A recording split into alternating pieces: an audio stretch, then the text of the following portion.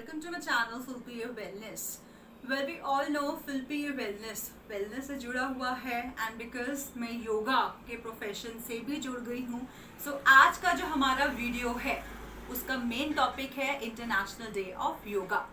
And we all know International Day of Yoga is celebrated globally, not only in India, globally, global level पे celebrate होता है 21st of June. So let's go back to the history to discuss more facts, to discover in fact more facts behind the history of International Day of Yoga. Now this idea was proposed by none other than by our Prime Minister Narendra Modi on 27th of September 2014 before the UN General Assembly, and they finally gave its nod on 11th of December 2014 to go ahead with this idea of International Day of Yoga.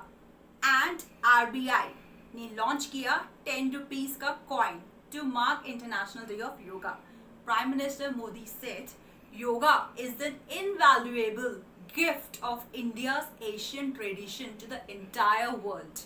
And this idea was further applauded by none other than founder of Art of Living, Sri Ravi Shankar ji, Guruji. And he said it is very difficult for any art, philosophy, culture to survive state patronage. Yoga has existed for so many ages like an orphan. Now the official recognition of yoga by UN would further enhance, would further spread the light of yoga to the entire world. Now why 21st of June? Because this is the longest day in the year. So it was decided that International Day of Yoga, short form has IDY, will be celebrated on 21st of June. It is the longest day in the northern hemisphere. Second reason ये है कि इसी दिन शिव जी ने knowledge दी थी योगा की to the 7 rishis, सप्त ऋषिज हैं, और उन सप्त ऋषिज ने इस नॉलेज को फर्दर स्प्रेड करा था to the different parts of the world. So this day is also known as the day of Shiva's incarnation. इसको दक्षिया नयन भी बोला जाता है, और ऐसा कहा जाता है कि अगर आप इस दिन किसी भी स्पिरिचुअल प्रैक्टिस में अगर आप अपने आप को इनकलकेट करते हैं, so you get that divine support from the nature to achieve your spiritual goal. Now, the main theme of International Day of Yoga for 2020 and 2021, we all know we were in pandemic situation. तो क्या theme था? Yoga for health, yoga at home. Objectives क्या थे अब इसके?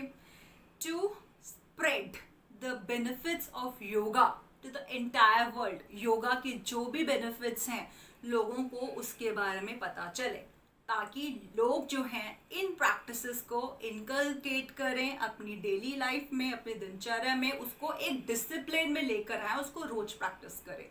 Second, to help people connect with divine consciousness and with nature.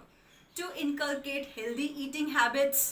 Healthy eating habits हम अगर अपनी लाइफ में लेकर आएंगे तो हमें eating disorders, lifestyle related disorders, जिस पे मैं एक वीडियो भी बना चुकी हूँ, वो में नहीं होंगे.